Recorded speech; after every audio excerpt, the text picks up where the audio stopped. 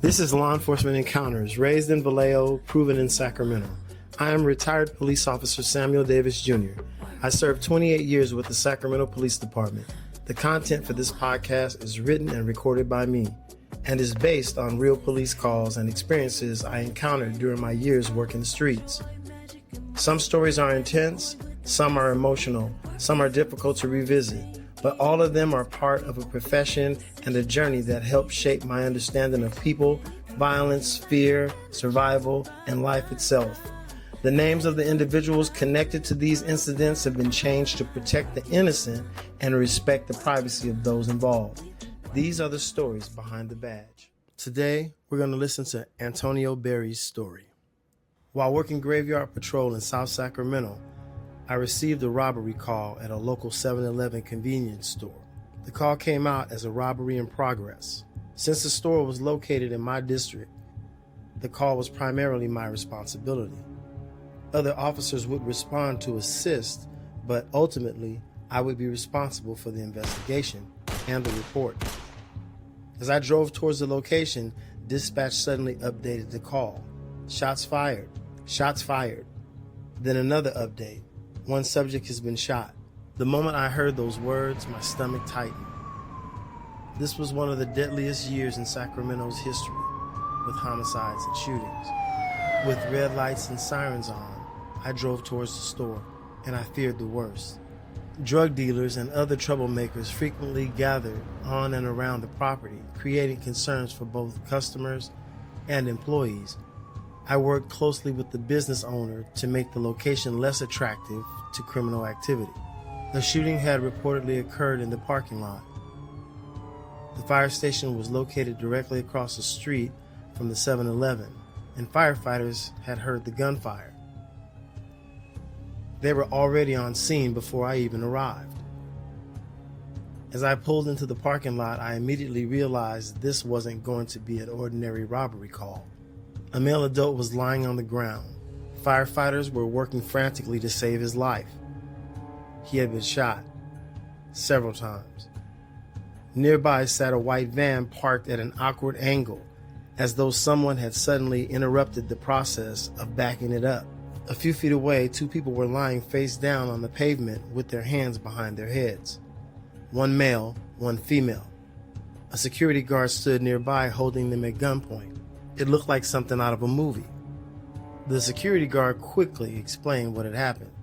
The man being treated by the firefighters had just robbed the store.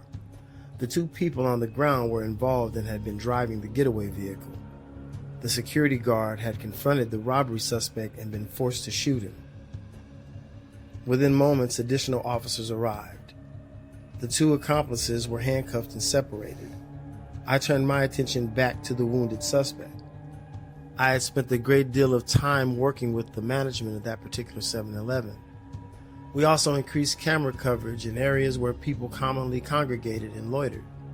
In addition, large speakers were installed outside of the store that continuously played classical orchestra music. The goal was to create an environment where legitimate customers felt comfortable, while individuals engaging in criminal behavior felt exposed and unwelcome.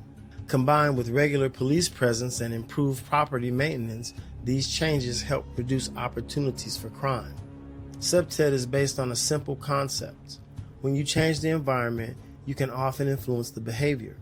Instead of simply reacting to crime after it occurs, you look for ways to prevent it from occurring in the first place.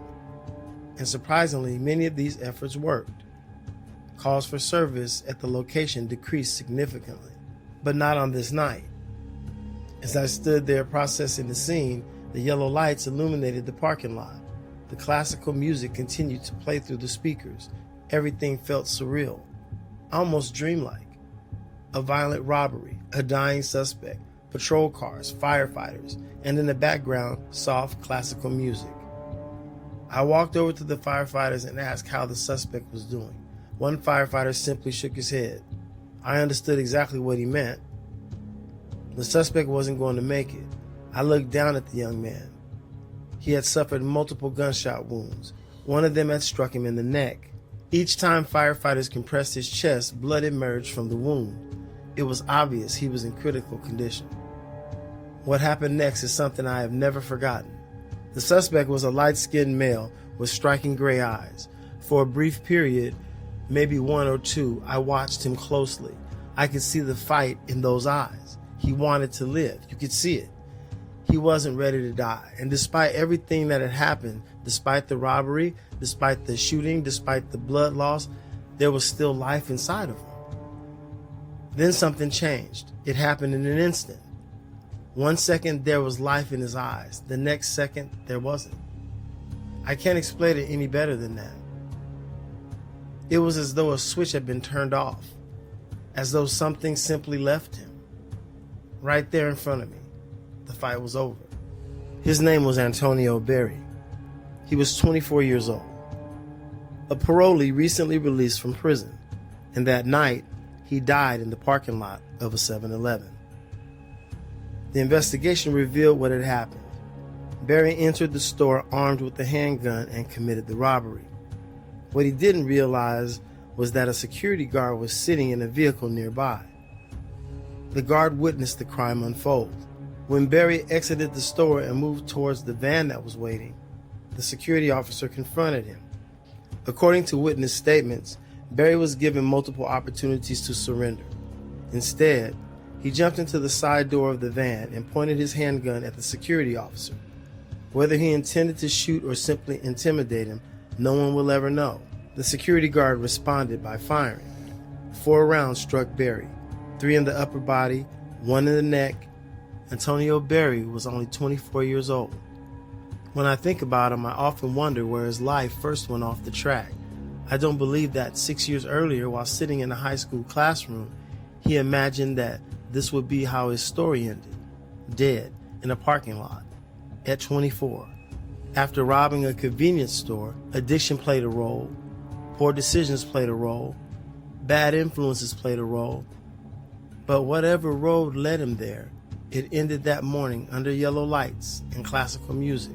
And that's what has always stayed with me. Not the robbery, not the gunfire, not even the arrest of his accomplices. What stayed with me was watching a young man realize his life was slipping away. Because no matter what mistakes a person has made, there is something powerful about witnessing the exact moment someone loses the battle to stay alive. That image has never left me, and it probably never will. Yep, this was my call. This is the epilogue to Antonio Berry's story. As the investigation continued, the parking lot slowly returned to normal. The flashing lights remained. The classical music continued playing through the speakers. The yellow lights cast the same glow across the pavement. Yet everything felt different. Just minutes earlier, Antonio Berry had been running, making decisions, trying to escape. Now he wasn't moving at all. I remember looking around that parking lot and thinking about how quickly life can change. A few minutes earlier, Antonio Berry was alive and making choices. Now every choice he would ever make was gone. The future he thought he had disappeared in a matter of seconds.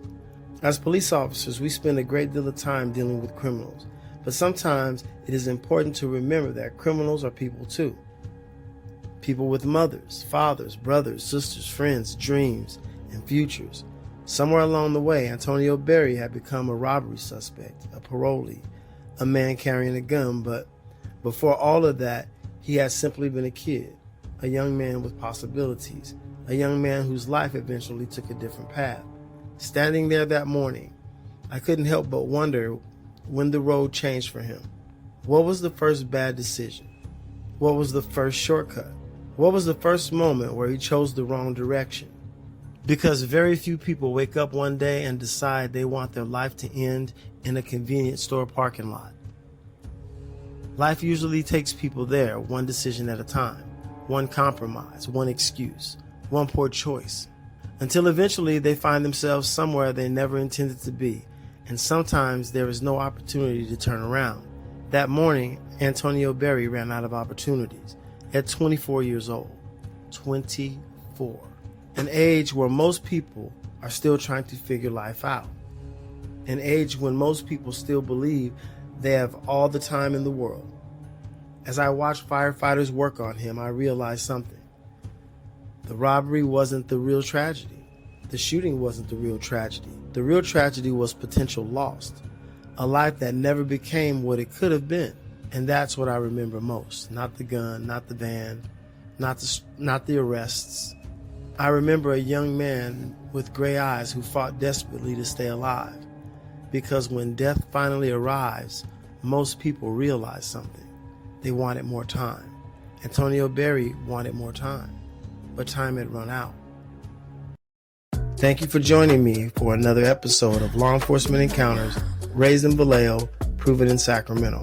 I'm Samuel Davis Jr. Until next time, be safe, take care of one another, and remember that every person you meet is carrying a story you may know nothing about. We'll see you on the next encounter.